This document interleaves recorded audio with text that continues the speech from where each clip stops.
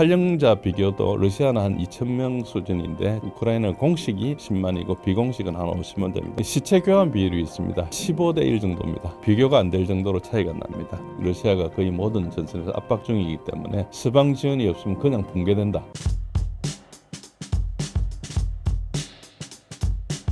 안녕하십니까. 저는 한국국방연구원에서 책임연구위원으로 있다가 퇴직하고 금호공대에서 초빙 교수를 하고 있는 진재일입니다. 저는 현재 우크라이나 전황 그리고 군사력 관련해서 개인 블로그 진재일의 군사력 이야기를 운영하고 있습니다. 거기에서 상세한 내용들을 좀 분석했으니 관심 있는 분들은 참고하시기 바랍니다. 러우 전쟁의 현황은 어떤 상황인가요? 우선 러우 전쟁 현황은 전황, 인명 손실 그리고 앞으로 서방의 지원이 중단될 경우에 우크라이나는 어떻게 될 것인가 이런 부분에 대해서 다루겠습니다. 우선 먼저 양측의 인명 손실을 말씀드리겠습니다. 인명 손실에 대해서는 각가가 자국의 인명 손실에 대해서는 발표하지 않고 있습니다. 전쟁 수행에 대한 어떤 비밀적인 사항 때문일 가능성이 있습니다. 그런데 우크라이나 쪽의 인원 손실은 러시아 국방부에서 하고 있고 러시아의 인원 손실에 대해서는 우크라이나 쪽에서 발표를 하고 있습니다. 그래서 러시아 국방부에서 발표하는 우크라이나군의 인원 손실을 보면은 2025년 1월 4일자로 100만 명을 돌파했습니다. 여기 손실이라 하면 사망과 부상과 실종 탈영 등으로 다시 이제 전선에 돌아올 수 없는 사람을 뜻합니다. 그래서 일방적인 사망은 아니고요. 근데 이 추세를 보면은 상당히 전환과 일관성이 있고요. 최근에는 한 두 차례 하락을 했습니다. 손실률이. 그래도 여전히 1,500명대 높은 수준이지만은 하락을 했는데 그 이유가 지난 겨울에 우크라이나 지역에 라스푸티처럼 이상 고온 현상으로 기동이 좀 제한됐다는 점과 그리고 우크라이나군의 실제 병력 부족으로 실편성 인원이 감소해서 그렇게 된 문제로 분석하고 있습니다. 그리고 러시아군의 진격 속도는 손실과 관계없이 굉장히 빠른 축에 속합니다. 지난 3년간과 완전히 다른 추세로 최근에 진격을 하고 있습니다. 우크라이나군은 지금 인원 부족이 가장 심각해서 과거의 포탄 문제라든지 이런 문제를 전혀 거론하지 않고 지금 병력 부족 문제는 뭐 언론에 날 정도고 18세, 24세로 이제 지원병 제도를 해서 낮춰 있습니다. 뭐 그 외에 우크라이나군의 전차 장갑차 IFB 손실 이런 걸 보면은 굉장히 손실이 많이 일어나고 있다. 최근에 굉장히 무너지고 있다는 걸 볼 수 있고요. 그리고 그 다른 무기들을 보면은 MRLS나 쌤이나 고정익, 회전익 항공기들은 초전에 대부분 없어지고 지금 거의 손실 자체가 없다.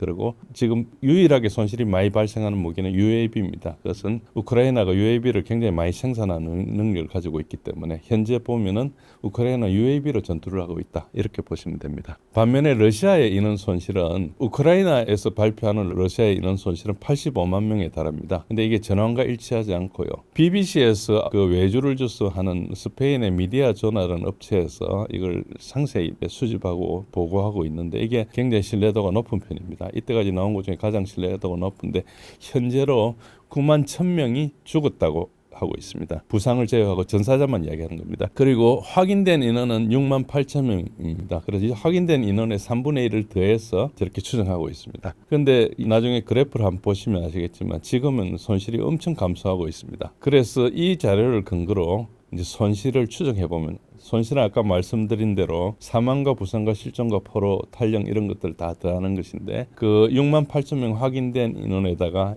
2배수를 하거나 4배수를 하거나 해서 이게 정해 보면은 13만 명에서 최대 27만 명의 손실을 보고 있습니다. 그래서 이걸 합쳐서 우크라이나하고 같이 보면은 우크라이나는 실제로 한 150만 이상의 가능성이 있고 러시아는 13만에서 17만으로 보이기 때문에 대략 6 내지 11배 정도로 우크라이나가 피해가 심하다. 그리고 이 손실 자료 외에도 기타 지표가 있습니다. 포병 탄약 소모량이 굉장히 중요한 지표인데요. 인원 손실의 80%는 포병 탄약에 의해서 피해를 입습니다. 그런데 포병 탄약 소모량은 5배에서 15배 이미 러시아가 많이 사용하는 걸로 2020년 6월 달에 영국의 왕립연구소에서 보고를 했습니다. 그리고 이건 다 알려진 사실이고요. 탈영자 비교도 러시아는 한 2,000명 수준인데 지금 우크라이나는 공식이 10만이고 비공식은 한 50만 됩니다. 왜 공식이냐면은 공식은 지휘관이 탈영했다고 보고하는 겁니다. 그래서 탈영 즉시 보고하는 게 아니고 대부분 좀 시간을 있다가 하기 때문에 그렇고요. 그래서 이 탈영자 수 비교는 50배에서 250배 차이 나고 있고요. 그 외에 이제 굉장히 확실한 자료인데 시체 교환 비율이 있습니다. 시체 교환은 전후 시체를 수거하지 못한 그를 적군이 이제 수거해 보관하다가 나중에 교환하는 겁니다. 그래서 이건 시체는 뭐 포로교환과 달리 1대1로 하지 않고 있는 거 다 주는 거죠. 그래서 이때 15대1 정도입니다. 그리고 나중에 그래프를 한번 보시면 아시겠지만 이게 비교가 안 될 정도로 차이가 납니다. 그래서 전반적으로 이 손실 추산하는 것이 압도적으로 우크라이나가 손실이 심하다는 것은 거의 사실이고요. 전황은 러시아가 압도하고 있고 러시아는 인명피해를 줄이기 위해서 안전하게 작전 중에 있고 그래서 속도가 굉장히 느려 보이지만 실제로는 한반도만한 영토를 지금 차지하고 있습니다. 그러다 보니까 우크라이나와 러시아 병력 상황은 굉장히 압도적으로 차이가 나는 그런 상황이죠. 그래서 현재로는 그 탈영자 문제가 계속되니까 우크라이나 검찰청 웹사이트에 탈영자 데이터를 봉쇄해버렸습니다. 그래서 가장 최근 자료는 2024년 12월 자료가 가장 최근 자료라 생각하시면 됩니다. 한 달 이상 봉쇄돼서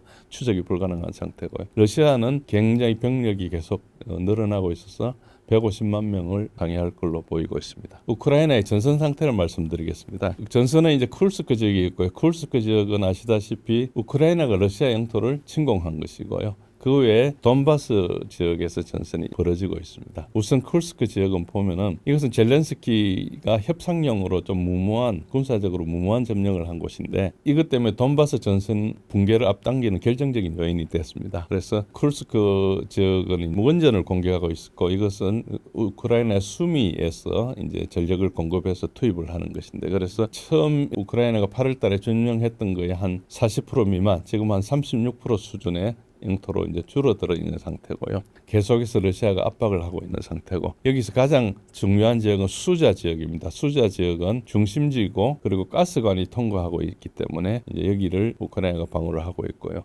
지금 한 5km 정도 외곽에 진출하고 있는데 러시아가 급히 서두르지 않고 하나씩 이렇게 정리하고 있다 생각하시면 됩니다. 전체적으로는 서북 지역에서 러시아군이 일제히 압박을 해서 러시아군이 이제 동남쪽으로 계속 후퇴를 하고 있고요. 1월 6일이나 2월 6일에 부분적으로 동북쪽이나 동남쪽으로 대대급, 중대급 역습을 했는데 그냥 다 소탕되어 버렸습니다. 그리고 이제 쿠르스크 지역에 우크라이나군이 저지른 전쟁 범죄건이 굉장히 많이 보도되고 있는데 현재는 전쟁 상황이라서 이걸 다루지 않고 있는데 나중에 끝나고 나면 이 전범 재판 이런 문제가 있을 것 같습니다. 현재로는 러시아가 쿠르스크 지역 자체도 정리를 하고 있지만 그 보급 기지인 수미 지역을 공중으로 굉장히 폭격을 많이 해서 거기서 창출하는데 굉장히 어렵습니다. 그렇지만은 우크라이나는 자기 정예 병력들 여기 계속 투입하고 있습니다. 이제 협상용으로 사용하기 위한 목적이 크죠. 그 다음에 이제 돈바스 지역을 위에서 북쪽에서 남쪽 순으로 이렇게 쭉 설명을 드리면 돈바스 지역은 거의 맨 위에 쿠피안스크 지역부터 말씀드리면은 쿠피안스크 지역에서는 이제 북쪽으로 그 드니프로 강을 도하한 상태입니다. 드니프로 강의 지류인데요. 도하해가지고 이제 하안두보 그러니까 우리가 뭐 교도보로 하는 그런 스트롱홀드를 확보해가지고 그 확보할 때까지는 보병으로 했지만 나중에 이제 중장비로 옮겨야 되니까 부교를 통해서 장비를 이동할 준비를 하고 있는 상태입니다. 그리고 쿠피안스크 지역 자체는 도심에서 교전 중에 있고 그 지역을 남쪽에서 포위하기 위해서 포위망을 형성하고 있고요. 그래서 쿠피안스크 지역에서 일어난 작전의 의미는 뭔가니까 지금 우크라이나 영토로 들어왔다는 겁니다. 이때까지 이제 4개의 주는 러시아가 일방적으로 선포를 했고 아직까지 국제적으로 공인을 받지 못한 상태죠. 그렇지만 러시아 입장에서는 자기 땅으로 선포를 했기 때문에 자기 땅에서 우크라이나군을 몰아내야 된다 이런 생각을 하고 있는데 지금 쿠피안스크 지역은 우크라이나 땅으로 들어와 버렸거든요. 그러니까 이 드네프로 주에 들어왔습니다. 이것은 의미가 굉장히 다르죠. 이걸 계속할 수 있는 이유는 쿠르스크 지역에 들어왔기 때문이 아닌가 이렇게 할 수가 있고요. 이 지역을 이제 계속 이제 하고 있다는 것은 뭔가 앞으로 카르코프, 드니프로, 오데사 이쪽도 공격 대상이 될 수 있다 이렇게 볼 수 있습니다. 그 다음에 그 밑으로 내려오면 돈바스 전선의 이제 차소브 야르 지역인데 이것도 아직까지 루안스크 전선입니다. 그러니까 루안스크, 도네츠크 그 밑에 이제 자포로지아, 헤르손 이렇게 이제 4개 구역이 있는데 아직까지 루안스크 전선인데 여기는 가장 그래도 진도가 덜 나간 데입니다. 왜 그런가 하니까 이 지역이 공업 지역과 광산 지역으로 돼 있어서 지형도 험하고 안에 우크라이나군이 숨을 곳이 굉장히 많습니다. 뭐 광산도 있고 건물도 있고 하다 보니까 그래서 전반적으로 진출이 낮고요. 도심 지역 작전처럼 하나씩 들어가서 하기 때문에 그렇다는 거 볼 수 있고요. 그래서 드네프로 주까지 경계까지는 상당히 시간이 걸릴 걸 보고 있습니다. 그 밑에 굉장히 활발한 지역이 도네츠크 전선의 이제 포크로프스크입니다. 포크로프스크에서는 돈바스 전선 전체의 보급 기지를 하는 쪽입니다. 드네프로에서 물량을 가져와서 거기서 이제 옮기는 도로망과 안에 있는 도시 기반 시설이 잘 돼 있는 곳이라서 이쪽을 러시아군이 포위를 하고 있는데 아직까지는 외곽의 도로를 차단하는 도로와 철도 하나를 차단하고요. 그 북쪽 루안스크로 가는 것도 도로를 하나 차단하는데 아직 중심도로 큰 도로를 하나 덜 차단한 상태입니다. 그리고 우크라이나군은 여기 포크롭스크가 결정적인 것이라 생각해가지고 여기에 11개 여단을 보내서 지금 굉장히 러시아군한테 역공을 하고 차단하는 작전을 하고 있습니다. 치열한 전투가 일어나고 있다고 생각하시면 됩니다. 그리고 그 바로 밑에 인접한 안드리프카 지역에서도 이제 포위를 하고 있는데 여기도 저수지하고 공단 지역이 있어서 상당히 시간이 걸려 있습니다. 어쨌든 그렇고요. 마지막으로 자파로지아하고 헤르손 지역은 이미 옛날에 다 점령을 했고 교전이 없습니다. 나머지 지역은 아직까지 자파로지아나 헤르손에 있지만 러시아가 회복하지 못한 지역은 드니프로 강 때문에 막혀 있는 겁니다. 드니프로 강에 대해서 이해하셔야 되는 드니프로 강은 유럽과 아시아를 가르는 경계에 해당되는 그런 정도의 큰 강이거든요. 그래서 우리 낙동강이나 한강이나 임진강보다 하구가 굉장히 큽니다. 강폭이 5km, 10km인 곳이 굉장히 많아서 교량 아니면 통과하기 힘들고 부교 같은 걸 써서 하다가 보면은 거의 몰살당할 수 있기 때문에 강 정도 경계만 하고 실제로는 아까 이야기한 포크롭스크를 점령하고 나면 거기를 통해서 뒤로 후방으로 갈 거로 생각합니다. 그렇게 가면은 자파로지아나 헤르손을 러시아가 수복도 할 수 있고 자기 입장에서는 그다음에 오데사가 전통적으로 러시아 도시거든요. 오데사를 공격할 수도 있고 전황은 그렇게 되고 있습니다. 그리고 이제 말씀드려야 될 것 중에 하나가 우크라이나 내부가 이미 붕괴 상태에 있다는 것인데 이건 언론 보도가 되지 않아서 아시는 분이 없을 겁니다. 빨치산 활동이 굉장히 증가 추세에 있고요. 빨치산 활동은 러시아계뿐 아니고 우크라이나계도 하고 있습니다. 즉 우크라이나 소위 말하는 내셔널리스트 나치들이라는 사람들이 너무 오랫동안 이걸 점령하고 있어서 여러 가지 국가에 피해가 오니까 이 사람들이 생존을 위해서 젊은 사람 다 잡아가 버리고 경제도 엉망이고 이러니까 이제 저항 활동을 하고 있는데요. 러시아계도 있고 우크라이나계도 있고요. 심지어는 이제 폴란드 인접한 로브노 주에서는 거기서도 활발합니다. 여기서는 헝가리나 폴란드나 루마니아 계통 소수 인종이 사는 곳인데 이 사람들도 원체 우크라이나계 아닌 사람들 탄압이 심하니까 이제 일어나고 있고요. 예를 들어서 작년 8월달에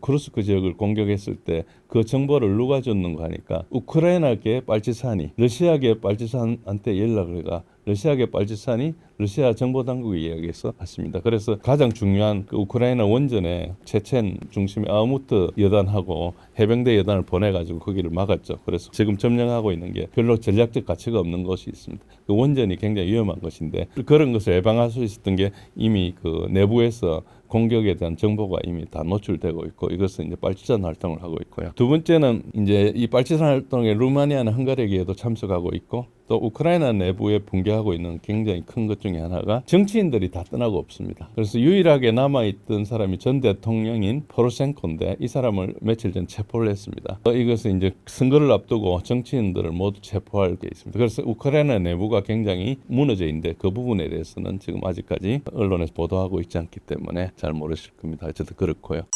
서방의 군사, 경제적 지원이 끊기면 우크라이나의 미래는 어떻게 될까요? 현재 우크라이나 병력 부족, 무기 부족, 자금 부족이고 지휘부도 붕괴돼 있다 이렇게 보시면 됩니다. 그래서 빨치산 활동이나 이런 것들도 어제 오늘 일이 아닙니다. 보도가 안 되고 있을 거고요. 그리고 군인들이 탈영이 급증하고 있고 러시아가 거의 모든 전선에서 압박 중이기 때문에 서방 지원이 없으면 그냥 붕괴된다. 그 정도로 있고 우크라이나 정치인 떠나고 사령관들도 제거하고 있습니다. 왜 그러니까 전쟁을 하다 보니 사령관들 인기가 높아져요. 옛날 총사령관 잘루전이는 그걸 해고해서 보내가지고 영국 대사로 보냈거든요. 그리고 그 다음에 있는 이제 실스키 같은 사람은 굉장히 이제 정치 성향이 강하기 때문에 지금 붙어 있는데 앞으로 젤렌스키 이 사람이 어떻게 자기 생존을 위해서 해야 되는 그런 여러 가지 압박이 있습니다. 일단은 푸틴이 젤렌스키하고는 서명을 할 수 없다. 내가 대화는 할 수 있지만 그건 합법적인 대통령이 아니기 때문에 서명을 못한다. 사실 왜 그 말이 맞는 게 임기를 넘겼거든요. 임기를 넘겼는데 비상계엄이란 이유로 지금 유지를 하고 있죠. 그래서 이제 이 이야기가 트럼프 쪽에 들어가가지고 트럼프에서 선거를 해라 그러니까 이제 선거를 이제 할 수밖에 없는 상황이에요. 그래서 자기가 당선되지 않으면 자기가 모든 걸 책임을 져야 되니까 일단 정적들을 제거 중에 있습니다. 그래서 우크라이나는 지금 젤렌스키가 막 카메라 앞에서 연기를 하고 있지만 내부 모습은 엄청 심하다. 이렇게 보시면 됩니다. 계속해서 우크라이나가 생포 북한군 영상을 공개하는 속내가 무엇인가요? 시청자 여러분들이 들으시면 굉장히 충격적인 이야기일 수 있지만 북한군이 러시아에 파병했다는 것은 위정보일 가능성이 굉장히 높다. 위정보를 우리가 디스인포메이션이라고 그러고요. 오정보는 미스인포메이션입니다. 오정보는 가짜 정보고요. 위정보는 일부러 가짜를 만들어서 넣어준 겁니다. 그래서 정보를 분류할 때 그렇게 나누는데요. 우크라이나 정보부의 거짓말에 우리 국정원이 속았을 수가 있습니다. 그래서 그 정도로 일단 받아들이시면 되고요. 증거라고 그러면서 포로 인터뷰하는 장면이 있는데 사실은 포로 인터뷰하면 어필은 하지만은 사실 그게 얼마든지 조작 가능하고 그 장소가 우크라이나였는지도 불확실합니다. 세트장에서 얼마든지 할 수 있거든요. 여기서도 만들 수 있습니다. 그 정도는. 그래서 그것이 정보가 되지 않고 이제 가장 큰 문제가 뭔가니까 북한군 13,000명이 투입됐다는 사실을 도대체 숨길 수가 없습니다. 러시아 우크라이나 전쟁은 역사상 가장 많이 중계된 전쟁입니다. 하루에도 수천 건씩 사진과 동영상을 올립니다. 그게 실제 부대원들이 웹캠을 가지고 있거나 드론 같은 데서 촬영되고 있습니다. 그래서 그걸 굉장히 면밀하게 보고 있고 요즘 드론 촬영은 광 케이블로 하기 때문에 4K 수준의 영상입니다. 굉장히 자세히 봅니다. 그래서 이게 불가능하고요. 만약에 북한군이 13,000명이 넉 달간 전투해가지고 하루에 총 3,000명의 손실을 입었다고 이야기하는데 그러려면 그 관련 사진과 동영상 아무리 못해서 3,000개에 3만 개는 나옵니다. 그러니까 텔레그램에 러시아, 우크라이나, 유럽, 미국들의 채널을 제가 하루만 안 봐도 영상이 3,000개가 쌓입니다. 굉장히 많은 정보가 있어가지고 정보가 너무 많아서 처리가 곤란할 지경인 정도인데요. 그리고 이제 러우전의 현실은 어느 정도 전장을 쳐다보느냐 하면은 탱크가 들어오면 발견하는데 5분, 파괴하는데 3분입니다. 그래서 도합 10분 안에 전부 파괴해버립니다. 그래서 대규모 기동이라는 건 불가능하고요. 13,000명이 와가지고 맨손으로 다니지는 않을 거고 뭔가 장비가 있을 거고 차량도 있을 거고 뭐가 있기 때문에 그 차량이 있으면 드론으로 가서 정확하게 찍습니다. 이게 불가능한 현실을 이야기하고 있고요. 우크라이나 러시아보다 장비가 좀 약하니까 그렇지만 우크라이나 드론이 파괴되는 데수만 하루에 200대씩 파괴됩니다. 그래서 굉장히 이게 전장이 샅샅이 카메라가 있고요. 세계 어디보다 카메라가 많은 지역이 우크라이나입니다. 그래서 이게 어렵고요. 일단 크루스크 지역에는 우크라이나에서 정예 병력만 보내고 있습니다. 정예 전력을 투입해서 나토 장비를 가지고 나토가 지휘하고 시스템 표적 위치 같은 것을 위성으로 이렇게 중계하고 하는 이런 걸로 하고 있어요. 그런데도 손실이 6만 명 이상 발생했습니다. 6개월간. 그렇지만 젤렌스키는 지금 필사적으로 배팅하고 있거든요. 그래서 여기서 북한군이 하나의 중대나 대대나 이런 것이 괴멸됐다면은 그거는 그냥 전시할 수준이거든요. 그래서 도대체 말이 앞뒤가 안 맞는 것이고 그리고 전공 기자 패트릭 랭캐스터가 굉장히 유명한 분 이분은 벌써 10년째 여기 돈바스 전쟁 때부터 있었던 사람입니다. 그래서 이분이 크루스크 지역 전투 중인 러시아군들에게 인터뷰하는 장면이 오는데 아무도 아는 사람이 없습니다. 옆에 있는 부대인데 모르면은 협조된 전투를 할 수가 없잖아요. 그런 거 있고 그리고 이제 포로 같은 경우는 제네바 협정에 대해서 포로를 잡으면 포로 선언을 해야 됩니다.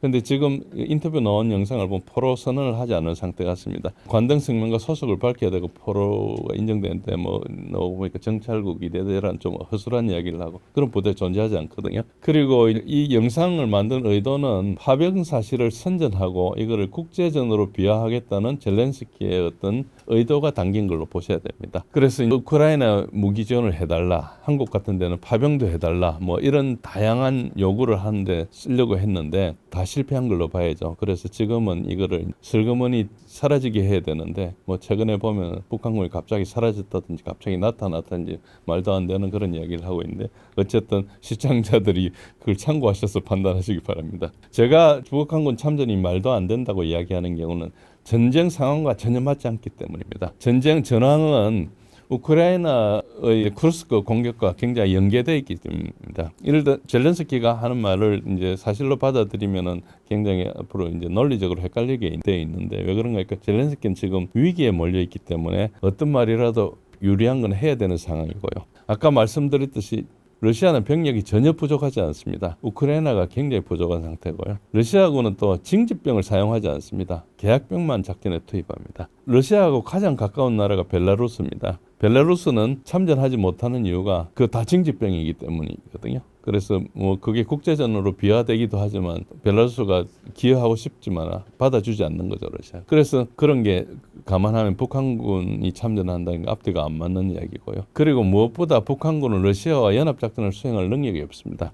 지금 우크라이나에서 벌어지고 있는 그 전쟁을 보면 모든 말단 단위까지 네트워크에 접속되어 있습니다. 위성과 모든 게 연결되어 있고 그 안에 단말기도 보면은 여러 가지 전자전 이런 대응 장비들이나 이런 게 막 진화하고 있는데 이런 네트워크에 북한이 접속하지 않으면 전쟁을 수행하지 못하거든요. 그런데 그게 통역을 할 수도 없고 러시아에 능통한 사람이 13,000명이 될 수도 없고 뭐 소프트웨어 기업을 갑자기 할 수도 없고 이런 걸 북한이 하려면은 한 10년 걸립니다. 우리하고 미군하고 한미연합을 하는 데서도 들어가는 연동 통제 문제나 이런 게 기술적으로 어렵기 때문에 시간을 굉장히 많이 걸리고 하거든요. 그래서 이게 북한군 참전이라는 것은 현대전의 수준을 전혀 모르는 사람들이 하는 이야기입니다. 그래서 이 북한군 참전을 조금이라도 우리가 현대 네트워크 중심 전쟁을 알면은 전혀 할 수 없는 이야기고요. 그리고 작년 10월에는 북한군 파병 이야기를 했던 그때는 이미 미국이 러시아에 대한 대리전을 패배한 상태였습니다. 그때 출구 전략이 필요한 것이었고요. 사람들 무시하고 있는 것 중에 하나가 파병의 법적인 근거를 따져봐야 되는데 북한과 러시아는 명백한 유엔의 국가지 않습니까? 국가끼리 이야기를 하는데 그냥 야 하나 보내줘 뭐 이렇게 할 수는 없는 거죠. 북러조가 6월 달에 와서 이제 서로 서명을 하고 이걸 각각 비준을 받고 해가지고 최종적으로 비준을 받은 날이 11월 10일입니다. 국정원이 보도하기 3, 4주 전 이야기입니다. 무슨 근거로 파병을 하겠습니까? 아무 근거가 없는데 그래서 이게 말이 맞지 않고요. 그리고 러시아가 전쟁 수행하는 방식을 보면은 소모전을 하고 있습니다. 소모전에서 제일 중요한 게 병력이 아닙니다. 손실 교환비입니다. 얼마나 내가 적보다 덜 피해를 입고 적을 많이 피해를 주느냐 이게 소모전의 논리입니다. 아무리 내가 많아도 적보다 빨리 소모가 되면은 감당을 할 수 없는 거죠. 시간만 지나면은 물리니까 그런 부분이 있고요. 푸틴이 1억 4천만 명의 러시인들의 어떤 대통령인데 체면이 말이 되겠습니까? 어쨌든 전쟁하다가 다른 나라 군을 받아야 된다. 이게 굉장히 어려운 거죠. 푸틴이 이걸 할 때는 나토를 상대로 하는 전쟁을 끝까지 생각하고 전쟁을 했을 건데 그 푸틴을 너무 우습게 보는 것이죠. 그리고 이제 무엇보다 북한에 파병을 하게 되면 러시아 입장에서 북한에 대해서 지금 책임 보험을 파는 겁니다. 당장 보험료 몇 푼 받으려고 사고 났을 때 자기네들이 군대를 투입해야 되는데 한반도에서 전쟁이 일어났을 경우에 러시아가 만약에 투입하려면 북한을 위해서 하려면 거의 엄청나게 투입해야 됩니다. 지금 우크라이나에 하는 것보다 더 많이 해야 될지도 모릅니다. 그걸 위해서 뭐 북한군 13,000명을 위해서 한다. 그것도 말이 안 되죠. 그러니까 이런 것들이 맥락이 맞지 않는 말을 하기 때문에 제가 개인적으로 증거를 하나도 갖지 않고 있지만은 파병설이 그거는 가짜 정보다 이렇게 이야기하고요. 러우 전쟁은 언제쯤 끝날 것으로 보시나요? 현재 우크라이나는 병력이 없고 장비와 물자도 불구하기 때문에 이게 어느 정도 지원해 주느냐에 굉장히 많이 달려 있죠. 그래서 현재는 러시아가 모든 면에 우수하니까 붕괴는 시간 문제라고 볼 수 있습니다. 혹자는 금년을 버티기 힘들다 또 뭐 그렇게 하고 있는데 우크라이나는 러시아 양측에서 사실 거의 동일한 말을 하고 있습니다. 그래서 금년이나 내년까지 가면 거의 우크라이나가 아무 능력이 없다고 보시면 되고요. 그러면 얼마나 앞당길 것이냐 이건 서방의 지원에 달려 있는데 지원을 해주면 협상을 방해하는 문제가 있습니다. 특히 트럼프 신정부는 협상을 하면서 이 잘못이 과거 정부 탓이라고 이야기를 하고 자기네들 다르게 하겠다 이야기를 하면서 지금 또 지원해 주는 것이 상당히 어렵습니다. 물론 협상이 안 돼가지고 협상 카드로 지원을 해줄 수는 있습니다. 그런 것을 무시할 수는 없지만 그러나 대놓고 지원하는 것은 협상을 빨리 하기에는 상당히 방해가 된다. 그래서 현실적으로 지원을 굉장히 어렵다. 그리고 협상을 위해서 사실 90일간 지원 동결을 선언했는데 거기서 먹혀들었다고 볼 수 있습니다. 최근에 협상이 속도를 내고 있기 때문에. 그런데 그 범위가 어떤 것인지는 아직까지 불확실합니다. 현재 우크라이나가 여러 가지 버티기 힘든데 어디까지 동결을 했는지가 사실은 구체적으로 이야기하지 않았기 때문에 계산하는데 조금 어려움이 있습니다. 그러나 아까 말씀드렸듯이 포크로프스크가 돈바스 전선의 중심이고 드니프로까지 진출이 쉬우니까 어쩌면 2-3달 내로도 갈 수 있다. 이게 상황에 따라서 굉장히 다르다. 이렇게 보시면 되고요. 그리고 이제 협상에 시간이 많이 걸릴 것이다. 그런 것이고 우크라이나 정보부장이 상당히 이제 지금 군사력이 힘들다는 이야기를 해가지고 뭐 체포돼서 조사 중에 있고 이것도 정보부에서는 부인하고 뭐 이런 소동이 있었는데 그렇고요. 여러 가지를 종합해 보면 거의 몇 달 내로 붕괴될 가능성이 있다. 러시아 국방부 장관 금년 내로 4개 주 탈환은 가능하다 발표했습니다.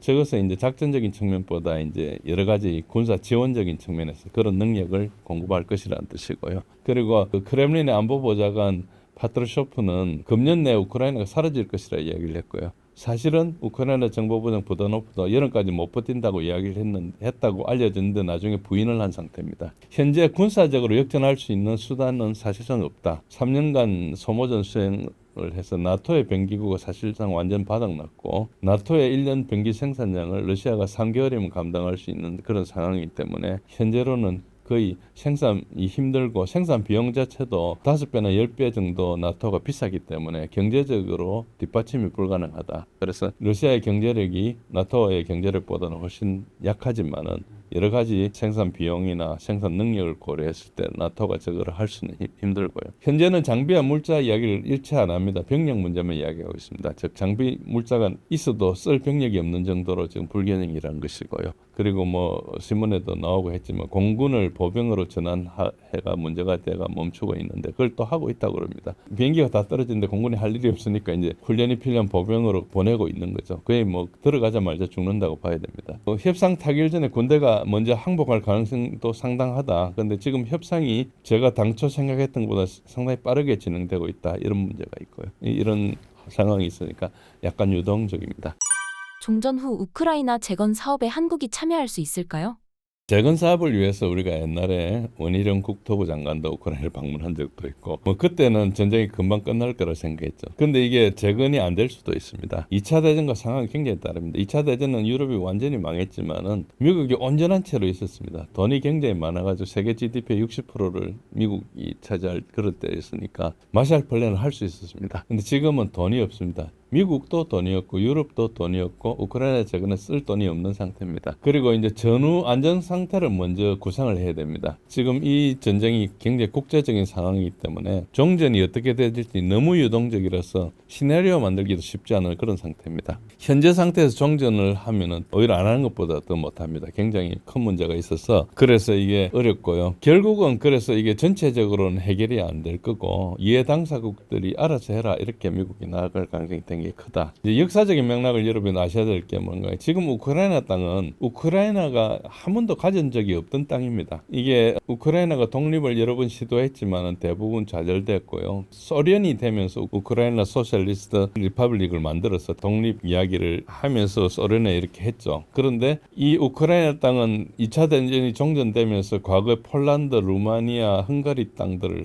떼가지고 우크라이나에 준 거거든요. 소련이 당시에 전성국으로서 받은 겁니다. 그거를 우크라이나가 소련에 속해 있었으니까 이제 받아 있다가 그게 91년도 소련이 해체되면서 우크라이나 독립하면서 이거를 자기네들이 가져간 거죠. 그래서 폴란드나 헝가리나 루마니아는 그쪽 자기 말을 하는 사람들이 많이 살고 있기 때문에 이 부분에 대해서 영토를 좀 회복하려는 생각을 가지고 있습니다. 그리고 폴란드는 특히 이제 과거 폴란드, 리투아니아 제국이라는 영광이 있기 때문에 폴란드는 흑해에서 발트해까지 이렇게 동그라파를 자기네들이 통일하겠다는 이런 말을 끊임없이 하고 있고요. 그걸 인터마리움이라 하는데 실제로 폴란드는 벨라루스를 엄청 위협하고 있습니다. 벨라루스가 약한 나라이기 때문에 벨라루스 러시아가 막아주고 있는 이런 형국으로 보시면 됩니다. 그래서 드네프로강 동쪽은 키예프 인근을 제외하고 그 동쪽은 역사적으로 러시아 땅하고 뭐 루마니아, 헝가리 땅이 섞여 있기 때문에 결국은 뭐 미국에서도 너가 알아서 재건해라 이렇게 할 가능성이 높습니다. 그러면 이제 영토 분쟁 문제가 발생할 건데 이번 기회에 정리할 가능성도 있고 하기 때문에 우크라이나가 우크라이나로 돌아갈 가능성도 있고 아닐 가능성도 있는 그런 애매한 상태라고 보시면 됩니다. 우리가 재건 사업에 참여하려고 하면은 현재 돈이 하나도 없거든요. 그냥 너가 돈으로 해라 이렇게 할 가능성이 높습니다. 우리가 돈을 그게 투입하고 회수를 언제 할 건지 굉장히 어려운 이런 상황이기 때문에 우리는 먼저 그 참여를 하기 위해서는 종전에 관련된 복잡한 시나리오를 먼저 분석해서 거기에서 우리가 기브 앤 테이크 할 수 있는 게 뭔지를 계산해야 됩니다. 그래서 이것을 따지지 않으면 재건 사업 참여를 판단하기 힘듭니다. 트럼프가 러우 전쟁의 종전 시기 발언을 번복한 이유는 무엇인가요? 예, 일단 협상 관련 사항을 좀 알아야 되는데요. 러시아를 협상 테이블에 끌어내는 게 되게 중요하지 않습니까? 그런 관계가 있어서 처음에 여러 가지 이야기를 했는데 뭐 24시간 100일 6개월 이거는 미국에 있는 대중들한테 하는 이야기고요. 이제 협상 상대방이 러시아한테 하는 이야기는 아니죠. 일단은 초기에는 트럼프는 정보 실패를 겪었다 생각합니다. 그러니까 과거 바이든 정보 부서가 생산한 정보가 거짓일 가능성이 되게 많은데 그걸 계속해서 전달하고 있었을 가능성이 높죠. 그런데 이걸 저는 이제 정보 실패라고 부릅니다. 그래서 이제 정보 실패를 극복하기 위해서는 다른 데 중요하죠. 미국의 DNI 국장, 디렉터 오브 내셔널 인텔리전스 이거는 이제 국회 정보부서의 정보를 다 취합해서 대통령한테, 대통령의 이제 안보보좌관한테 요약해서 보고하는 거예요. 거기서 다 거르는데 정보기관들이 CIA도 있고 DIA도 있고 여러 기관들이 있는데 그런 기관들이 정치 세력과 결탁을 하면은 여러 가지 오염 문제가 생기죠. 바이든 행정부 때는 이게 굉장히 심했다고 생각합니다. 그래서 아까 이야기한 북한군 이런 것들도 그 중에 하나로 볼 수 있고요. 지금 이제 CIA 국장은 트럼프 취임하고 3일 만에 취임을 했고요. DNI 국장은 엊그제 취임을 했습니다. 그래서 이미 CIA 국장이 한 3주 동안 일을 했기 때문에 꽤 정보를 그 사이에 세탁을 해서 제대로 된 정보를 가져왔을 가능성이 높습니다. 그러나 아직까지 DIA나 이런 데는 제대로 안 했을 가능성이 있기 때문에 그건 군 조직이라서 DNI 국장이 취임해야 그걸 정리할 수 있거든. 그래서 완전한 것은 DNI 국장이 취임해서 한 3, 4주 지나면은 제대로 된 정보가 들어가기 시작할 건데 이미 CIA가 어느 정도 세탁을 했을 가능성이 높습니다. 그 사이에 정보가 상당히 개선되는 걸 느낄 수 있거든요. 그런 그 정보 실패가 있었고 그래서 뭐 종전 시기를 자꾸 이상하게 이야기하는 것은 그것도 겹쳤고 아까 이야기한 대내 선전용 이런 것도 좀 있기 때문에 그렇게 이해하시면 되고요. 사실상 모든 것을 러시아가 쥐고 있기 때문에 트럼프가 할 수 있는 건 사실은 없습니다. 그래서 저는 어떻게 협상이 될 것인가 되게 궁금했는데 트럼프가 상당히 그래도 협상의 기술이 있다는 것이 협상을 일단 시작을 했거든요. 그게 되게 중요합니다. 시작하는 게 굉장히 중요한데 아마 협상에 실제로 들어가면은 트럼프가 할 수 있는 게 거의 없다는 걸 알게 될 겁니다. 그래서 러시아 실익을 가지고 명분은 미국이 가지는 쪽으로 이렇게 양보를 하지 않을까. 왜냐하면 실제로 할 수 있는 게 없으니까. 전장에서 지고 있으니까 협상 안 하면 나 전쟁 끝까지 하게 되게 가장 무섭지 않습니까? 근데 안 하면 너도 힘들다 이렇게 되는데 그 상황을 못 만들기 때문에 그렇고요. 그래서 트럼프는 적당히 하고 빠지려고 할 것이고 자기가 승리했다는 이미지가 굉장히 필요합니다. 그게 이제 여러 가지 잘못을 과거의 잘못으로 이렇게 뒤덮고 나가야 출발이 좋고요. 그런데 그런 측면에서 보면 협상의 출발이 굉장히 좋다고 볼 수 있습니다. 제일 먼저 했던 게 푸틴이 트럼프에 대해서 이제 협상했던 내용을 자기 이제 SNS 트루스 소셜에 발표를 한 내용인데요. 여기서 옮기진 않겠지만은 거기서 포인트가 9가지가 있습니다. 9가지가 있는데 빨리 설명을 하면 장시간 매우 생산적인 통화를 했다 이런 이야기를 했는데 서로 긴장한 것에 대해서 논의했다는 거죠. 쓸데없는 거 안 하고. 그 다음에 우크라이나, 중동, 에너지, 인공지능, 달러의 힘 등 기타 다양한 주제에 대해서 이야기했다. 이 말은 뭔가 미국과 러시아 간에 다룰 포괄적인 아젠다를 다 다루었다는 이야기입니다. 그래서 이것도 굉장히 중요하죠. 왜냐하면 러시아가 요구한 것은 포괄적으로 이야기하자. 그리고 역사와 제2차 세계대전에 같이 싸운 걸 이야기했습니다. 그러니까 제정 러시아 때부터 미국과 러시아 관계가 되게 좋았거든요. 나빴던 것은 2차 대전 이후에 소련하고 관계가 나빴던 거죠. 그래서 과거에 좋았던 걸 이야기를 했다는 것은 역사적인 공감대를 형성했다는 것이고요. 그리고 강점과 이점에 대해서도 이야기를 했습니다. 그 말은 무슨 말입니까? 과거의 시시콜콜을 잘못한 거 빼고 미래를 지향하자. 그래서 협력하자 이런 이야기했고 그게 지향점이 굉장히 좋은 거죠. 그리고 러우전의 살상을 중단해야 된다. 이 이야기를 했는데 생명이 중요하다는 것은 반대할 수 없지 않습니까? 이게 굉장히 좋은 포인트를 가져온 거죠. 이걸 출발점으로 어필했기 때문에 이거는 미국이 가진 무기입니다. 그리고 트럼프가 먼저 이걸 선점을 해버렸죠. 푸틴이 그 이야기를 계속 하고 있었으면 이야기를 못 할 건데 이걸 자기가 먼저 들고 나온 거죠. 그러니까 이걸 반대할 수 있는 사람은 없습니다. 그러니까 이거 무기로 만들었던 거죠. 굉장히 영리하다고 볼 수 있습니다. 그 다음에 이제 상식을 이야기했거든요. 상식은 자기가 선거할 때 계속 캐치플레이즈입니다. 같은 이야기를 했다는 거죠. 그래서 협상에서 서로 억지를 부리지 않겠다. 이걸 이야기한 것이고요. 그리고 젤렌스키에 통보하겠다. 이 말은 뭔가니까 젤렌스키 너는 빠져라. 이 뜻이거든요. 그래서 일단 미국과 러시아가 대부분 하고 나머지는 다 통보해 주겠다. 그러니까 너가 끼어들면은 이 협상이 오래 간다 이런 것이죠. 그래서 굉장히 잘했고요. 그 다음에 협상팀에 대해서 국무장관, CIA 국가안보보좌관 그리고 스티브 이트코프 특사를 이야기했습니다. 여기서 협상에 빠진 사람은 키스 켈로그거든요. 키스 켈로그가 지난 11월 당선 이후부터 계속 나가 언론에 이야기했는데 제가 저 사람 빠져야 협상이 빨리 된다고 선언한 적도 있는데 실제로 그 빠졌습니다. 저 말은 뭔가 그러니까 저 사람 빼야지 협상이 빨라진다는 걸 아는 거죠. 그래서 이게 협상을 빠르게 하기 위해서 모든 조치를 취한 겁니다. 그래서 굉장히 잘했고 그다음에 이제 감사 인사를 했는데 두 가지 지금 이 협상을 위해서 푸틴이 노력과 신경을 써줬다 이걸 이야기하고 두 번째는 마크 포겔을 석방해 준 것을 감사했습니다. 그러니까 굉장히 예를 다했다고 볼 수 있는 거죠. 그래서 푸틴이 여기에서 토달 수 있는 것은 거의 없었습니다. 그래서 출발이 굉장히 좋고 우호적인 제스처를 보냈고 그 마크 포겔은 러시아에 수감되어 있는 교사인데 마약 소지 때문에 잡힌 사람입니다. 그런데 뭐 이 사람이 CIA 관련된 이야기도 있고 뭐 별의별 이야기가 다 있는데 어쨌든 그런 거는 알 수가 없고요.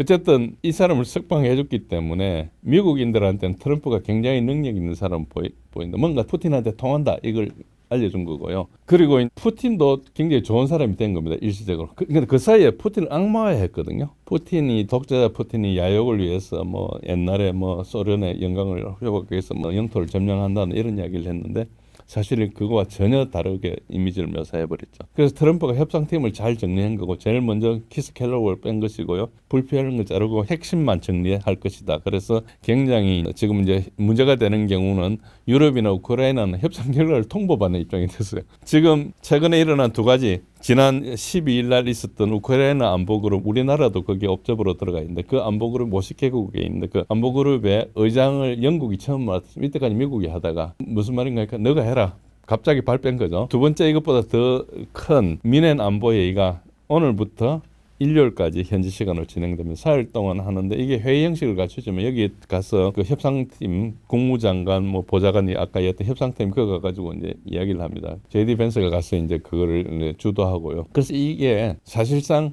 뭐 설득이고 이렇지만 내용상으로 보면은 미국 정책을 따라간다. 널찍 소리하지 마라. 이거를 좀 쉽게 말해서 정치적으로 이야기할 회의가 될 가능성이 굉장히 높다고 판단합니다. 이 부분은 제가 확언할 수는 없지만은 흐름상 그럴 가능성이 높다. 그렇게 나중에 한번 시청자 여러분들이 결과를 한번 지켜보시기 바랍니다. 미국이 나토에서 빠지면 유럽은 어떻게 될까요?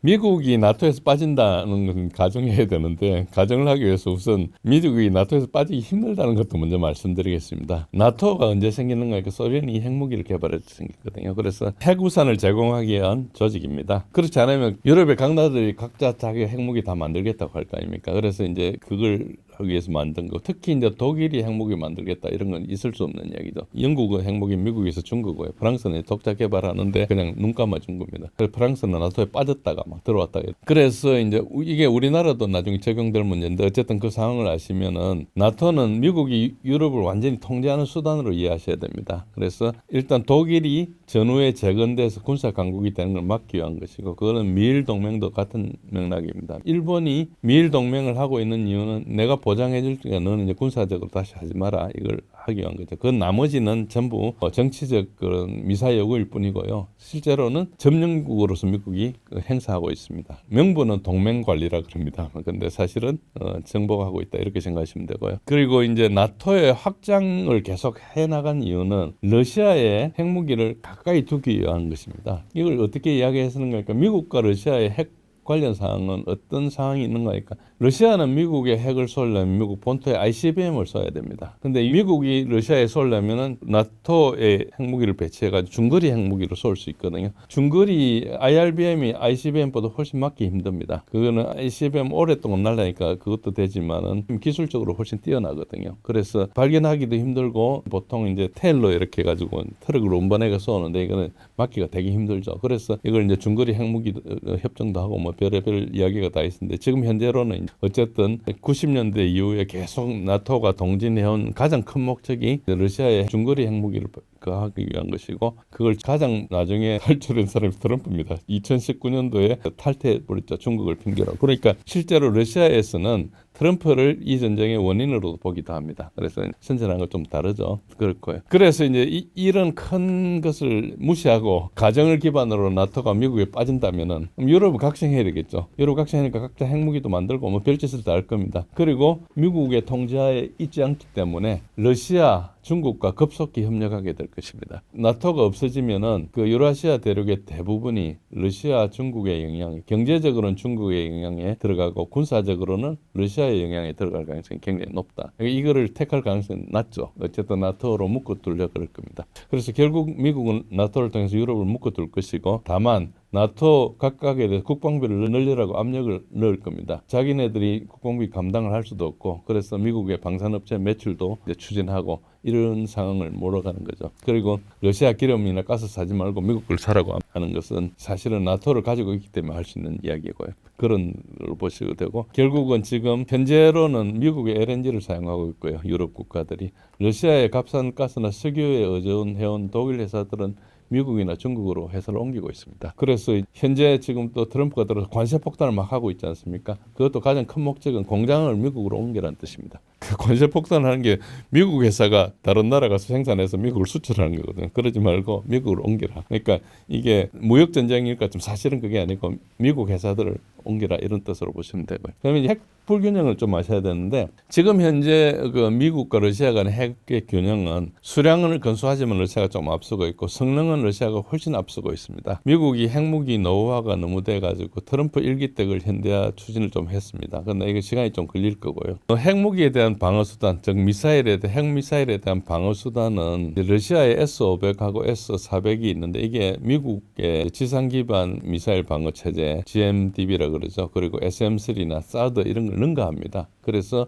방어 수단도 러시아가 좀 능가하고요. 기술적으로 능가하는 거죠. 돈으로 가면 어떻게 될지 모르겠습니다. 근데 공격 수단은 러시아가 각종 극초음속 미사일을 보유하고 있기 때문에 공격 수단도 능가하고 있습니다. 그래서 핵 미사일 관련해서는 러시아가 조금 더 낫고 압도하고 있다. 그런데 위치 면에서는 아까 말씀대로 미국이 러시아보다 훨씬 유리합니다. 나토의 동국권 확장이 사실 저런 게 있다. 중거리 핵무기를 배치하기 위한 것이고 그런 측면이 있기 때문에 그렇고요. 이것 때문에 80년대 사실은 반핵 시위가 독일에서 일어나서 그래서 이게 결국 INF 협정을 맺은 게 레이건 대통령 때 한 거죠. 이게 안 하면은 독일을 통제 못한다 이래가지고. 그런데 이제 미국의 다른 형편들은 지금 매우 나쁘다. 트럼프가 지금 노력하고 있는 걸 보면 정부 지출을 축소하고 이제 정부 수입을 확대하겠다. 그래서 머스크가 다지를 통해서 연방 정부 지출 축소를 노력하고 USAID 이런 거 폐쇄 축소하고 지금 감사 조사 우리가 이야기할 때는 도살장 앞에 기다리는 그 소들처럼 기다리고 있다는 거죠. 사임 해고 이게 지금 미국 내부에서는 엄청나게 논란이 일어나고 있는데 국민들은 다 트럼프 편입니다. 그리고 이제 관세도 무역 적자를 개선하기 위한 노력이고 정부 수입을 확대하기 위한 노력이죠. 그래서 트럼프는 지금 수지 개선을 위해서 노력하고 있고요.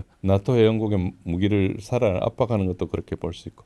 그러나 연방 부채가 쏜쓸 수 없는 수준으로 치닫고 있습니다. 지금 장기 부채뿐만 아니고 단기 부채가 엄청 압박을 하고 있습니다. 그래서 이런 문제가 있고요. 국제 관계에는 개입을 축소할 수밖에 없고 우크라이나 지원을 중단하고 군대를 안 보낼 겁니다. 할 수가 없는 거죠. 그런 어떻게 되냐? 나토 헌장 5장에 따르면은 회원국의 상위 방위 공약이 있는데 이건 불이행할 게 뻔하고요. 그리고 이제 우크라이나 대리전도 종전을 추구하고 있고 중국과 대만 가지고 전쟁한다고 난리친다 이것도 없을 거고요. 그래서 무역 전쟁을 할 거다. 무역 전쟁을 하지만 지금 미국의 중국에 대한 무역이 중국 무역에 차지하는 게 5%밖에 안 됩니다. 그러니까 이게 사실은 별게 아니죠. 그래서 이것도 중국과 대화를 이야기한 수준이고요. 제 생각에는 아마도 5월 9일 날 러시아 전성절 행사 5월 9일이 러시아에는 굉장히 제일 중요한 날입니다. 여기에 트럼프가 참석할 가능성이 저는 있다고 생각합니다. 거기 가면 시진핑이 참석하기로 했기 때문에 같이 만나서 연출을 할 거고 이란과 핵합의 이런 것도 곧 할 거라 생각합니다. 그러면은 중동의 평화가 오게 되고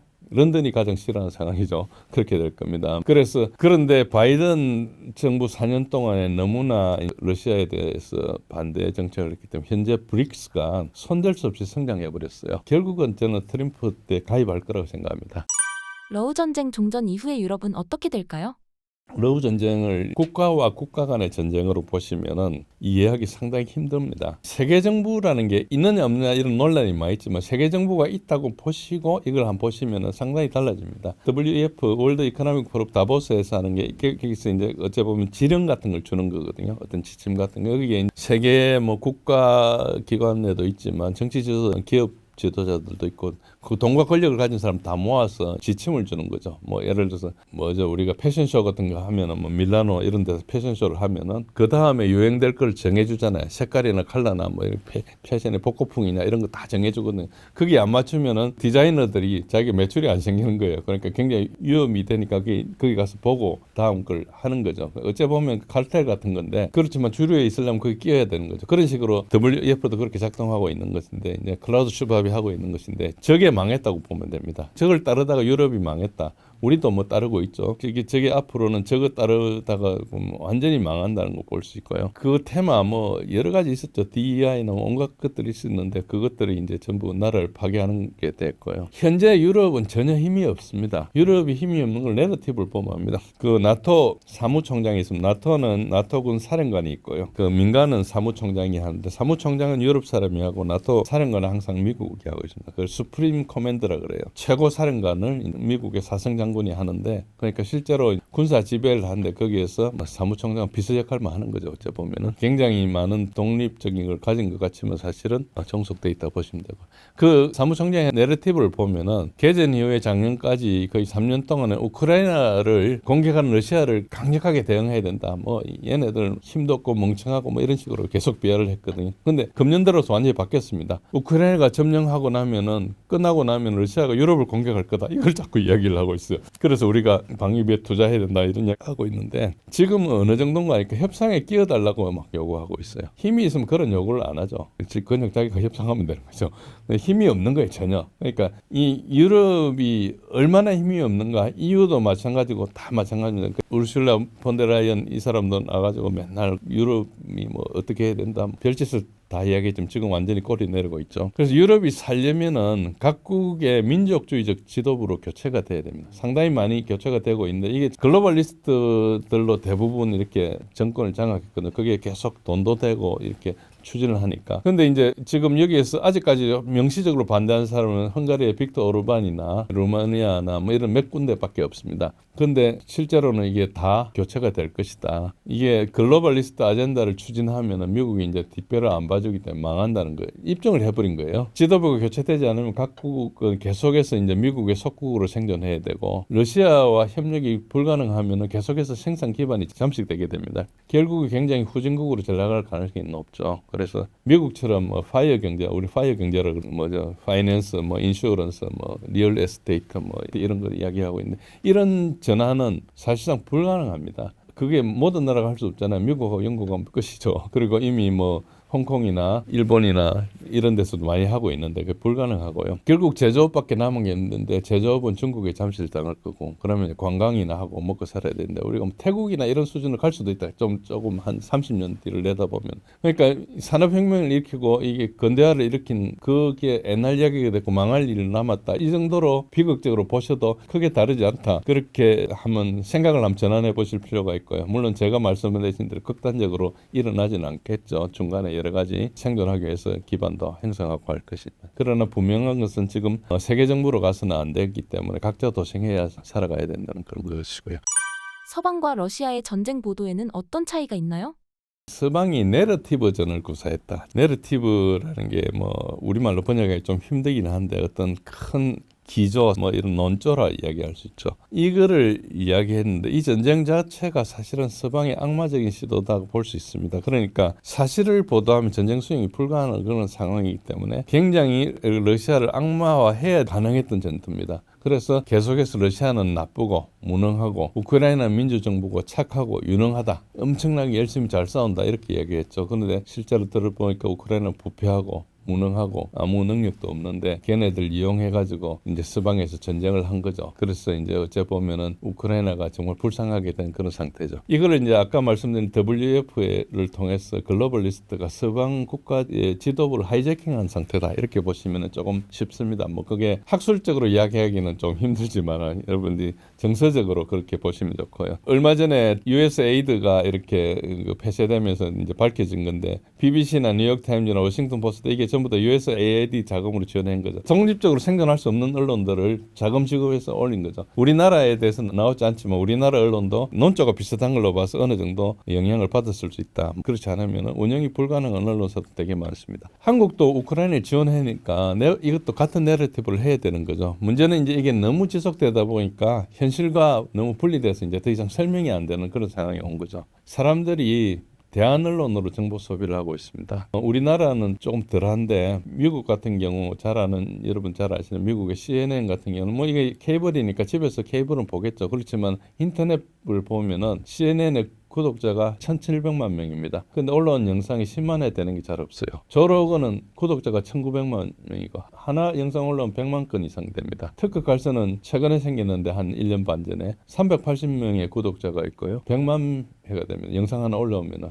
그것도 2시간짜리, 3시간짜리 올라오는데 100만 명이 보는 겁니다. 물론 이게 우리가 마니타이제이션 이 부분을 뭐 따지긴 힘들지만 최소한 지금 CNN이나 이런데 특히 뭐 MSNBC 빌 게이츠가 하는 데고 워싱턴 포스트는 베조스가 아마존이 가지고 있는 데죠. 이런 데들이 거의 뭐 파산 상태로 보면 됩니다. 자기네 돈 있으니까 계속 이제 투자는 하고 있지만은 그 이게 외면하고 있다. 정보 소비를 하지 않고 또 조 로건이는 특활성 이게 팟캐스트도 하거든요. 찾아가 다니면 라디오로 들어요. 그러니까 이게 실제 영향이 엄청 큽니다. 그래서 이 언론들이 트럼프 선거에 굉장히 큰 기여를 했다고 이렇게 보시면 되고요. 우리나라 아직까지 그렇게까지는 가고 있지 않죠. 러시아는 뉴스 아울렛하고 검증 대결이 불가능합니다. 러시아가 경제도 작고 저런 거 해봐야 믿지도 않고요. 그러니까 비밀을 제외하고 사실 보도를 하고 있고 러시아 언론을 보면 자유가 상당히 높습니다. 러시아에서 활약하는 모스크바 타임즈 같은 건 반러시아 언론이거든요. 그래서 활동하고 있어요. 잡아가지 않습니다. 그러니까 얘네들도 잡아갈 정도까지 수위를 높이지 않죠. 반체제 인사들 저것도 하고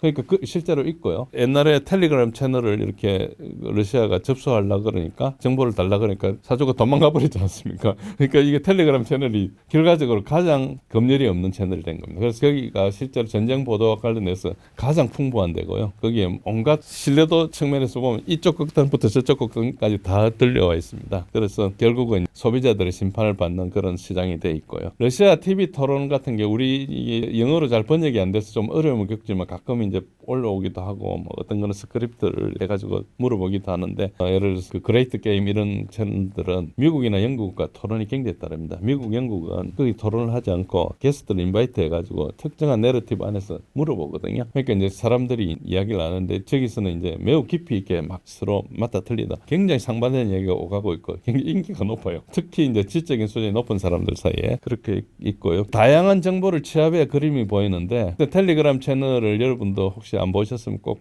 가입해서 한 보시면은 자료가 너무 많이 올라와서 소화가 안 될 정도로 올라오고 있습니다. 거기 보면 아직 하드코어 우크라이나 채널은 우크라이나가 뭐 이길 거라고 거의 광신적인 이야기하는 것도 있고요. 굉장히 사실로 하는 데도 있고 우크라이나의 아주 신뢰성 높은 채널 중에 하나가 155여단의 탈영 집단 탈영 사태를 이야기를 했어요. 그래가 그 사람 때문에 보도가 된 겁니다. 그 사람이 그걸 보도한 이유는 우크라이나 군이 그 운영하는 방식이 서방에 돈 따먹으려고 이상한 짓을 한다. 이렇게 해서는 안 된다. 그러니까 우크라이나에 대한 정말 충성심을 가지고 병사들을 이렇게 운영하면 안 된다. 이걸 이야기하려고 한 거예요. 근데 그 사람들 그걸 보는 게 아니고 그게 있는 비리를 막 보다가 보니까 약간 다른 목소리로 가는데 그래서 그 사람이 나중에 나와서 처벌하지 말라. 이게 운영을 잘하기 위한 거다. 뭐 이런 거의 눈물 나는 그런 이야기도 하고 뭐 굉장히 다양하고 있습니다. 그래서 그런 과정에서 이걸 보시면 됩니다. 러시아가 우크라이나를 침범한 진짜 이유는 무엇인가요?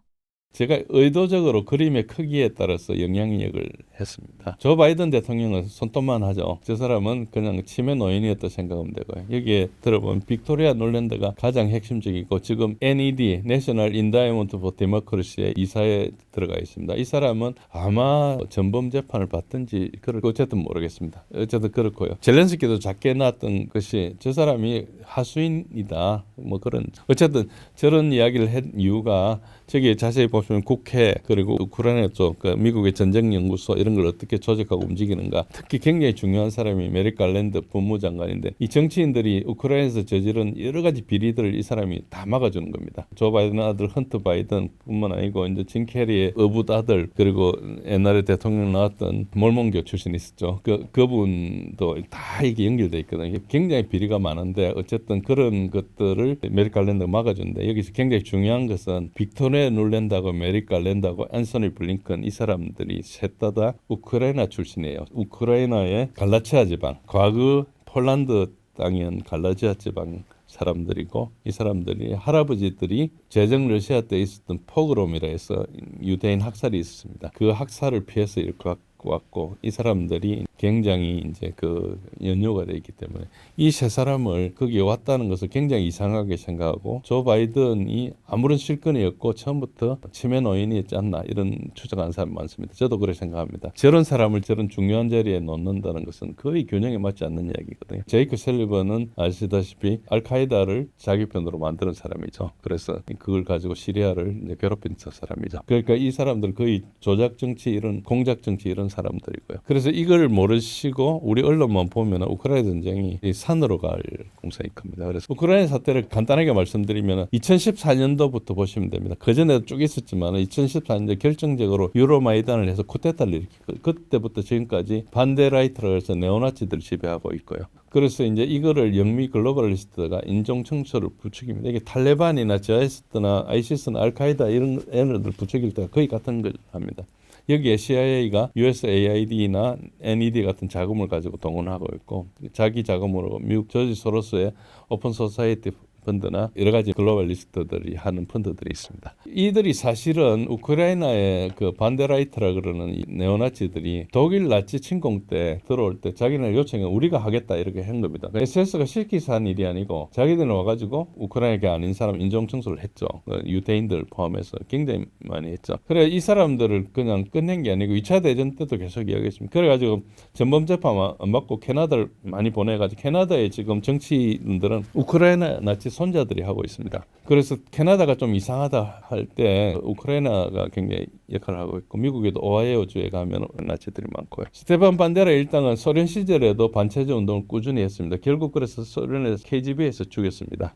이 암살을 했고요. 냉전 기간 동안에 소련이 이 일당들을 어쨌든 통제를 했어요. KGB가 굉장히 활약을 하면서 반체제를 잡았으니까. 그렇지만 끊임없이 하려고 했습니다. 그래서 80년대 돼가지고 소련이 휘청거릴 때 조지 소로스나 이런 애들이 다시 키웠죠. 독립 이후에는 굉장히 활발해졌고요. 독립 이후에는 이제 정식적으로 들어가서 했죠. 러시아가 우크라이나를 침범한 이유는 쿠데타 이후에 어쨌든 쭉 진행될 상황을 갖고요. 그래서 이제 돈바스 지역의 분리주의자들, 러시아계 사람들에 대해서 우크라이나 군이 계속 이제 공격을 했죠. 우크라이나의 돈바스 지역의 분리주의자들은 우크라이나 군 출신인데 러시아계들이 기순한 겁니다. 전향을 해가지고 거기 싸운 거예요. 그렇지만 이제 무기가 없고 하니까 러시아에서 뭐 지원받고 하긴 했죠. 그런데 상당히 어려웠습니다. 어쨌든 그랬는데 결정적으로는 2021년 3월 24일 저게 왜 중요한가 하니까 2021년 1월 20일 날 바이든이 취임했거든요. 바이든이 취임하면서 굉장히 상황이 많이 바뀝니다. 저걸로 이야기해도 뭐 1시간 이야기할 수 있을 정도로 굉장히 내용이 복잡한데요. 그때 여러 가지 설득 작업을 통해서 젤렌스키가 크림과 돈바스 수복을 결정을 서명했습니다. 젤렌스키는 돈바스 내전을 종식시키기 모토로 선거에 당선된 사람이거든요. 그런데 이제 저걸 결정을 했죠. 그래서 러시아에서는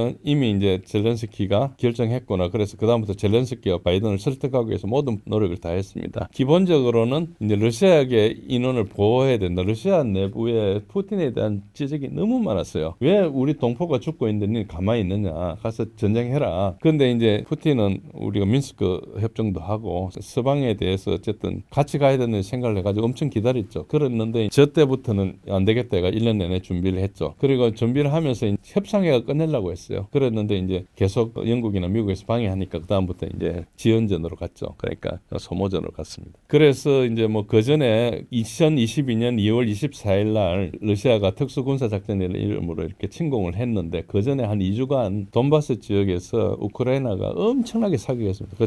저 데이터가 OSC에 가면 다 있습니다. 쳐들어오라 이렇게 한 겁니다. 그래서 계속 그다음부터 이야기하는 게 unprovoked invasion이라 그러거든요. 아무도 우리가 도발 안 했는데 제가 공격했다는 식으로 이야기를 했는데 데이터는 그거와 다릅니다. 그래서 이제 그 데이터를 보면은 서방에서 거짓말하는 게 엄청나게 분명한데도 언론에 공개되지 않고 뭐 데이터를 찾아본 사람 몇 사람 있겠습니까? 그럼 묻혀 지나가는 거예요. 미국이 우크라이나를 시켜서 러시아 침공을 유도했다. 그런데 나토 가입 문제를 들고 나오는데 나토 가입 문제는 장기적으로 해결할 수 있지만 당장 급한 문제가 아니었거든요. 그래서 나토 가입 문제는 우크라이나 침공의 직접적인 원인은 아닙니다. 존 미어사이머 같은 교수 같은 분은 그게 나토 가입 문제가 된다는 것을 2000년 뭐 20년도 넘게 이야기했지만은 그게 장기적으로는 분명히 문제가 됩니다. 그렇지만 2022년 2월 24일 날 침공했을 때는 사실은 그런 문제가 전혀 아니었다. 일단은 너무 도발해서 어찌 보면 선제 공격 차원이었다 볼 수 있죠.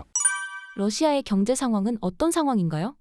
서방 언론에서는 아직도 러시아 경제에 대해서 혹평을 계속하고 있습니다. 여러분이 구글링 해보시면은 한 20개, 30개 페이지 넘어가면 참 뭐 로이터나 뭐 이런 데서 뭐 전쟁 때문에 지금 잠시 하이퍼돼 있는데 뭐 약기운 빠지면 그거 될 거라는 식으로 이야기를 하고 있죠. 그런데 현실은 러시아는 중국, 미국, 인도 이게 PPP 기준으로 해서는 GDP 4위입니다. 실제 이제 노미널 기준으로는 이제 뭐 4위가 아니고 좀 내려가죠. 그런데 그렇고요. 2024년도 4% 성장을 했습니다. 푸틴이 그 경제장관한테 장기적인 균형을 위해서 2025년도에 성장을 좀 통제해라. 3%로 해라.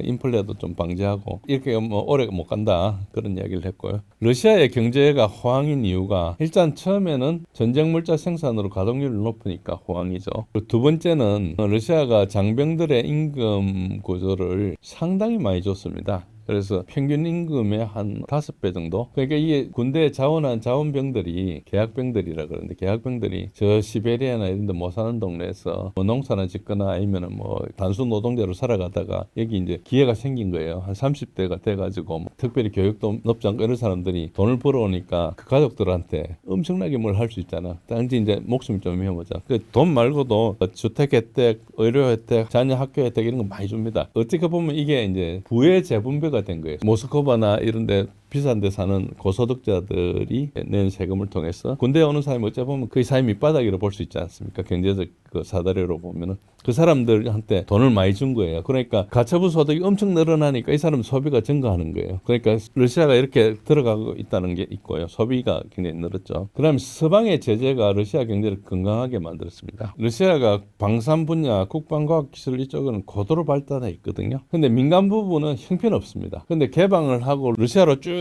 들어온 게 우리나라를 포함해서 서방 기업들 쭉 들어가가지고 뭐 방산에는 갈 수 없으니까 전부 민간 기업이 왔지 않습니까? 그러니까 민간 기업은 기술에 있는 거 전혀 갖추고 있지 못해요. 경쟁도 안 되고 하니까 그게 의존한 거죠. 공장에 근로자로 근무하고 이렇게 살아왔는데 제재를 하면서 3년 전에 다 철수를 해버렸죠. 그래가지고 할 수 없이 이제 국산화가 된 거예요. 뭐 중국에서 수입하고 인도에서 수입하고 안 되는 것을 국산화하는 거죠. 국산화하니까 보호무역 그 산업에 대해서 러시아가 취약했던 그 산업에 대해 보호무역 효과가 생긴 겁니다. 대표적으로 지금도 러시아는 자동차 할 때 단추로 시동 누르는 거 잘 못 만들어요. 되기는 되는데 모양 만드는데 많이 만들고 신뢰성 검증 이런 걸 안 거치다 보니까 아직도 어떤 데 뻑뻑거리고 그래요. 푸틴이 시찰을 왔는데 그거 보이는데 안 돼가지고 그러니까 민간이 발달해 있지 않는 거예요. 기술이 떨어진 게 아니고 상업화하고 하는 그런데 특히 이제 신뢰성 이런 걸 높이는데 잘 못하는 거죠. 그런 식으로 이제 갔는데 어쨌든 이런 문제가 생겼죠. 근데 이제 우리가 서방에서는 뭐 세탁기 뜯어가지고 그 반도체를 가지고 한다 뭐 이상한 소리를 하고 있는데 러시아 컴퓨터 기술이나 기술 굉장히 뛰어납니다. 그런데 일단 중요한 것 중에 하나가 이제 그때 보잉사나 에어버스나 이런 항공기를 가지고 민항기를 썼거든요. 그러니까 엔진도 안 좋고 부품도 안 좋으니까 이제 문제가 발생하는 거죠. 그래서 그걸 국산화합니다. 그래서 대표적으로 PD-14이라는 저 민항기 엔진을 개발했거든요. 그 개발 성공했습니다. 개발 성공해가지고 자체 민항기에 넣고 있습니다. 그리고 그것보다 소형 PD-8은 우리 같은 737, 보잉 737 규모로 되는 그 작은 비행기 한 뭐 100몇십석짜리 이런 거고 PD-35 저거는 777이나 A350에 사용하는 큰 엔진 이쪽으로 개발하고 있습니다. 그래서 러시아는 지금 제재 해제해달라고 안 하고 있어요. 제재 해제는 뭐 별로 의미가 없다 생각하는 거예요. 그러니까 기회가 좋았으니까 제재 해제하면 얘네들 또 개발했는데 민간인 들어와가지고 다시 망할 수 있어요. 러시아 경제를 그렇게 보시면 됩니다. 러시아와 한국의 관계 설정은 어떻게 해 나가야 할까요?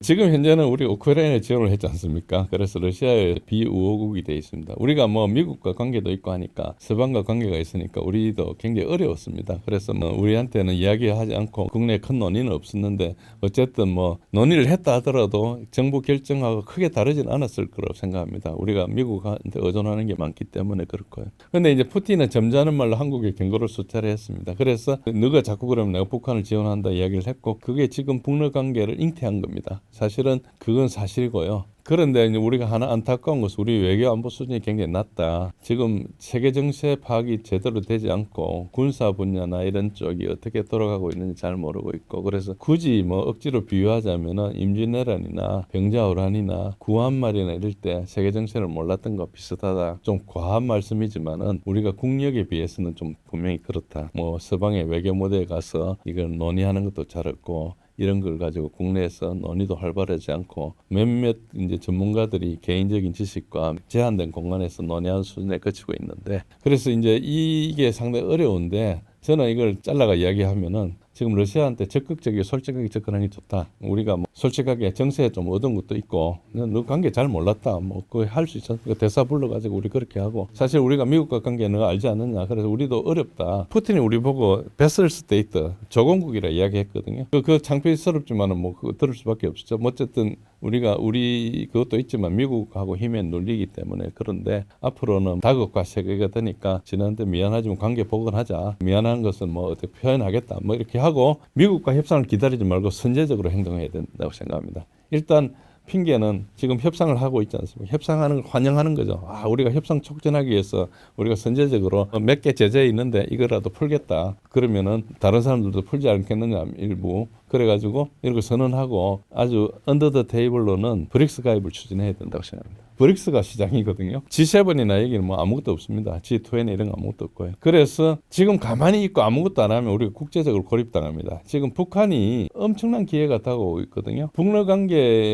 이거 김정은이가 정말 약삭 빠르게 잘 판단해가지고 끼어든 겁니다. 북한이 한 게 하나도 없어요. 뭔가 그러니까 2014년도도 그렇고 2022년도도 그렇고 러시아가 한 것을 국제적으로 환영한다, 동감한다 말할 것밖에 없어요. 근데 그걸 가지고 이제 우리가 이렇게 지원해 주는 것에 대해서 김정은이가 전화를 때린 거죠. 우리 관계 맺자. 그러니까 이제 러시아는 우리한테 경고를 날려야 되니까 김정은이 똑똑한 거죠. 우리한테는 진짜 얄밉지만은 그렇게 된 거고요. 지금 그 다음에 트럼프하고 김정은 관계가 있기 때문에 북미 관계도 앞으로 좋아질 일만 남아 있어요. 바이든 때는 아무것도 안 했거든요. 김정은 입장에서는 호박이 능걸로 들어오는 거예요. 김정은이 엄청 좋은 위치에 있는 겁니다. 그래서 우리는 가만히 있으면 안 되고 노력을 해야 된다. 뭐 예를 들자면 전문가들이 따져야 될 사항인데 지금 머리에 떠오르는 것만 해도 러시아에 대해서 우리가 파이프라인을 좀 논의를 하고 북극 항로 할 때 우리 좀 협력하자. 우리가 쉐빙선 같은 거 많이 대고 너것도 뭐 우리한테 정치적으로 협조해주고 뭐 이런 식으로 하고 전후복구 참여는 기대할 게 없습니다. 러시아 경제가 이제 만약에 전쟁이 끝나고 나면은 민간 부분이 올라가고 방산 부분이 줄어들어야 되는데 민간 부분이 일시적으로 올라가기 좀 힘들거든요. 그러니까 전후 복구 사업을 가지고 민간 부분을 유지할 가능성이 높아요. 그러니까 우리가 끼어들 수도 없고 끼어들기도 힘들 겁니다. 아마 뭐 엄청나게 화려하게 할 것도 아니고 값싼 것을 가지고 일단 복구를 할 거니까. 그래서 저는 전후 복구 이런 것보다는 그냥 대외적인 무역 관계나 협조 관계 그리고 우리 안보를 위해서 러시아가 척지지 않게 맺어놓는 게 좋다고 생각합니다. 신사임당 구독자분들께 한마디 부탁드립니다. 우크라이나 전쟁에 대해서 쭉 이야기를 했는데 전체적으로는 이제 종결 단계고 군사력 균형이 깨져가지고 정전 협정의 서방이 참 어려울 겁니다. 그런데도 불구하고 당초보다 예상보다 협정이 잘 출발됐기 때문에 기대가 좀 되고요. 협정은 러시아가 지금 엄청 유리하기 때문에 여러 가지로 좀 어려울 것이다. 그리고 이제 유럽이 돈이 없고 뭐 이렇게 여러 가지 어려운 점이 있고 뭐 몇몇 나라가 파산할 가능성도 크고 국제 자문사나 뭐 이런 몇몇 은행들은 손실이 되게 클 거라고 생각합니다. 그런데 한일 관계 회복이 좀 필요하고 북한이 정말 약삭 빠르게 움직였죠. 이런 부분에 대해서 우리가 가만히 있으면 안 되고 우리가 지금 가만히 있으면 망해가는 서방에 줄을 들고 있는 형국이기 때문에 다르다고 이야기를 했습니다. 이 내용이 언론 발표와 너무 다르기 때문에 뭐 굉장히 충격적일 수도 있지만 저 나름대로 수위를 조절해서 한 얘기입니다. 그래서 조금 더 노골적이거나 자세한 얘기를 들으시려면은 제가 운영하는 진제일의 군사력 이해하기라는 블로그가 있습니다. 거기에 상세한 분석도 있고 혹시 뭐 댓글 같은 걸 통해서 소통도 할 수 있으실까? 저한테 좋은 생각을 주실 분들이나 의문이 있으신 분들은 한번 방문해 주시면 감사하겠습니다. 어려운 이야기 들어주셔서 감사합니다.